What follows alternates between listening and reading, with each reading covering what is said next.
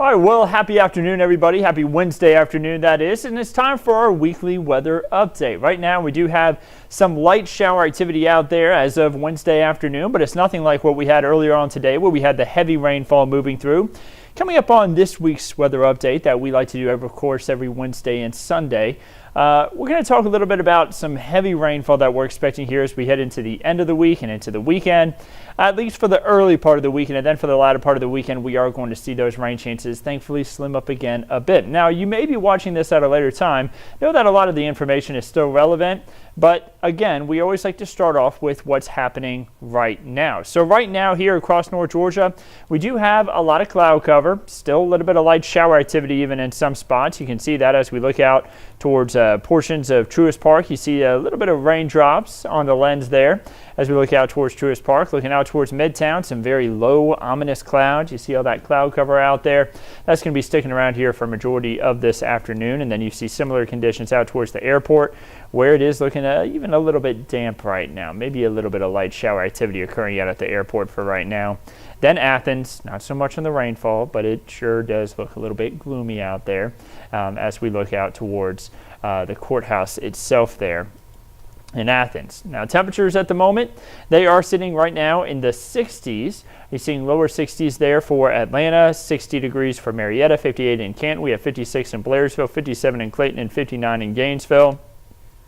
The temperatures, they are on the they have been on the rise there over the last couple of days, but now we have temperatures at 63 just 2 days ago, 61 yesterday, and for today, of course, we had the temperatures in the 60s as well.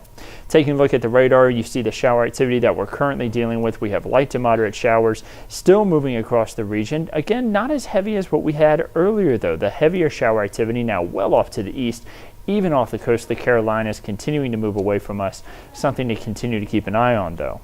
Now you see this big spin in the atmosphere. We have this area of low pressure that was the reason why we had the shower activity in the first place. We even had that heavy rain overnight last night into this morning, and some spots even picked up more than 4 inches of rain over the last 24 hours here in North Georgia, mainly from the rain that we had especially early on this morning.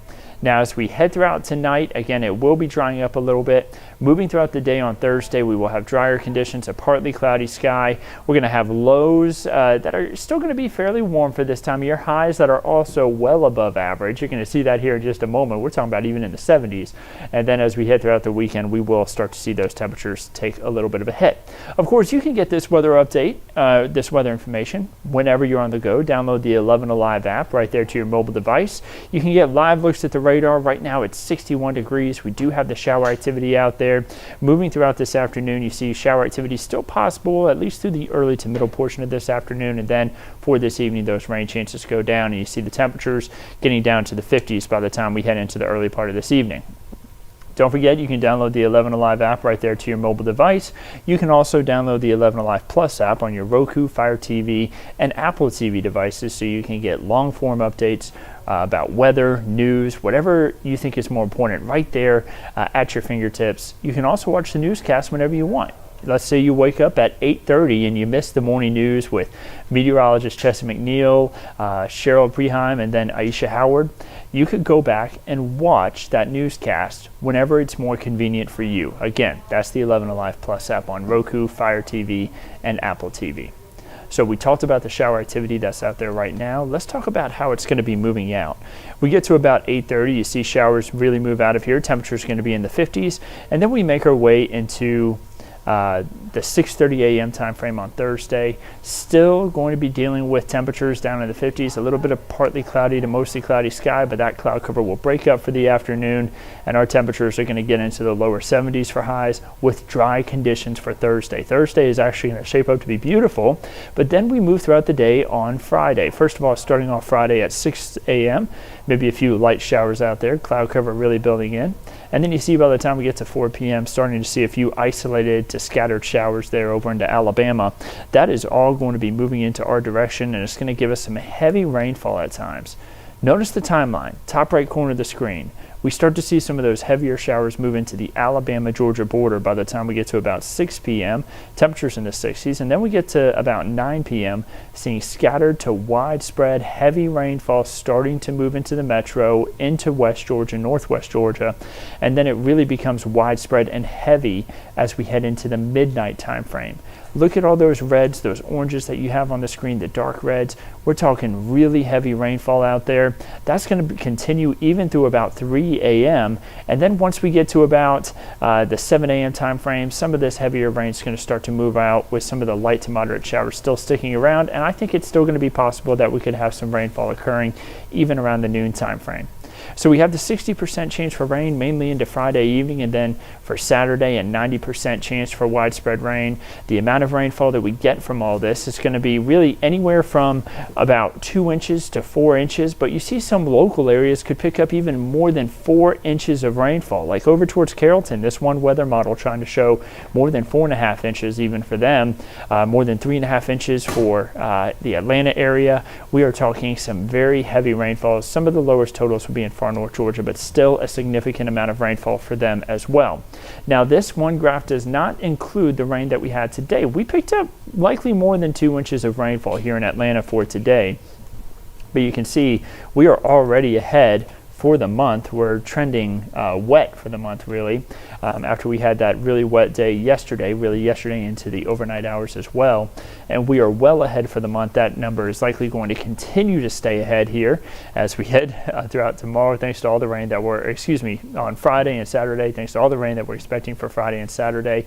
And of course, we're trending wetter with the numbers that we don't even have included on that from today. So a lot of rainfall so far for the month of March. And of course, we have a lot more on the way with us, not even halfway through the month yet. And we've already had 3 days now, including today, where we picked up more than an inch of rainfall. So for this year, so far, well ahead of our normal year to date. Now, of course, this number again does not include the rain that we had today.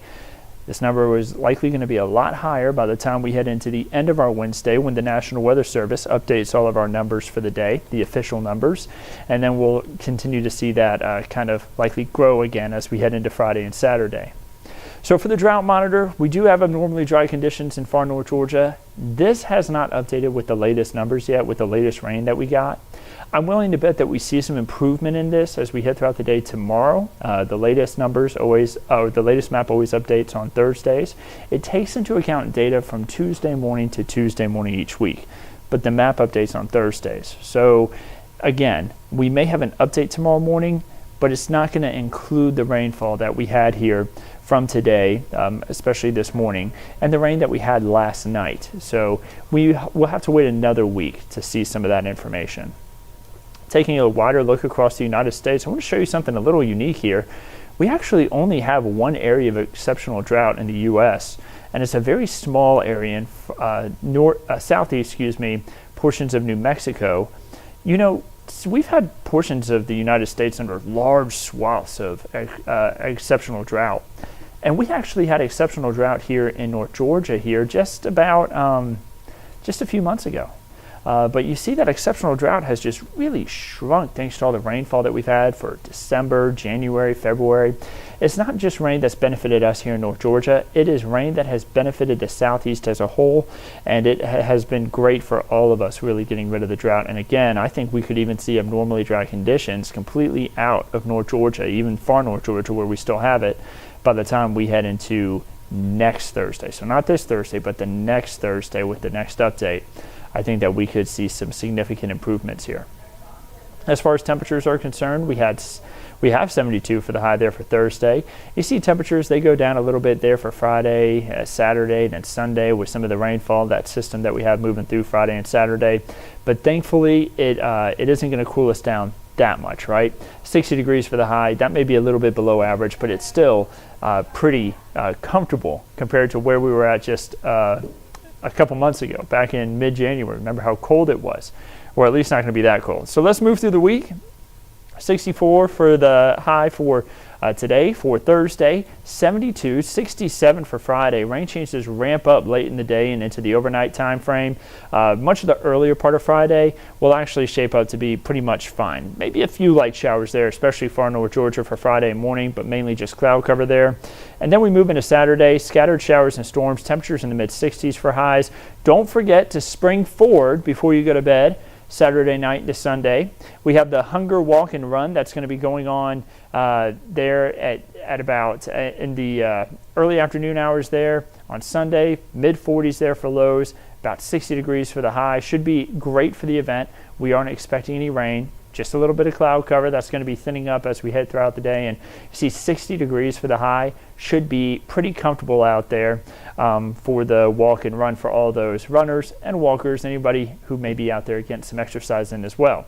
By Monday, 39 for the low, 63 for the high, and then you see 38 for the low there Tuesday, but 68 for the high. So not dropping below freezing all week, and temperatures, they are going to be above average for a majority of this week with the exception of mainly on Sunday there.